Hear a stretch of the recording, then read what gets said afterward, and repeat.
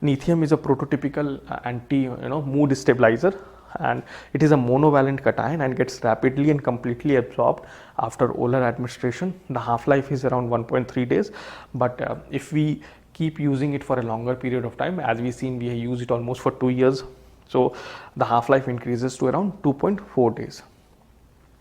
It is not metabolized by body, and it is completely excreted unchanged in kidney. So any kidney disease, the half-life will further increase and the concentration with the same dosage will increase inside the body.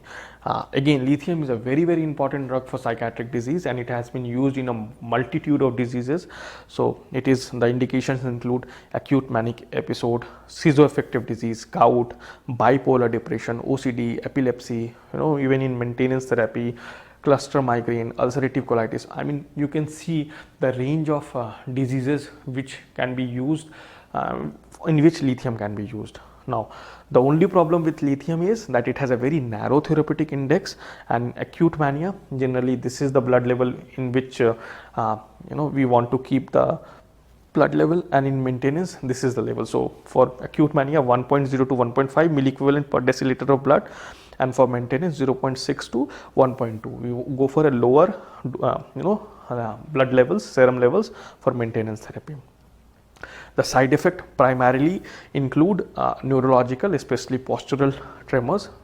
For that we can give propranolol, lack of spontaneity, decreased memory, increased intracranial tension, and even peripheral neuropathy.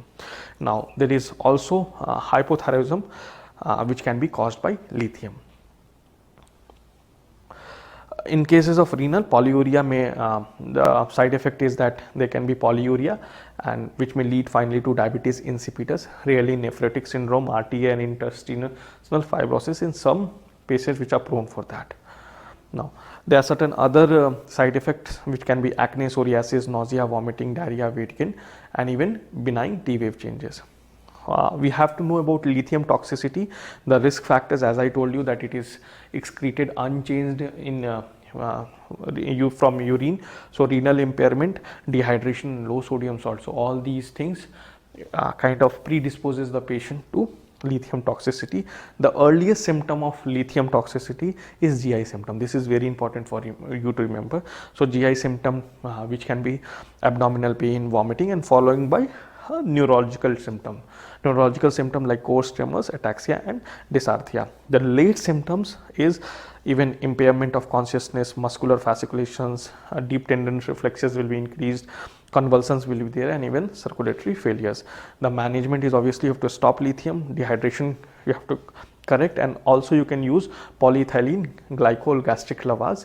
And in severe cases, you may, if there is facility is present, you may like to go for hemodialysis to bring the level of lithium down in the body. So lithium toxicity is very important, and you have to remember the early symptoms and the late symptoms and what are the risk factors and how do we manage lithium toxicity.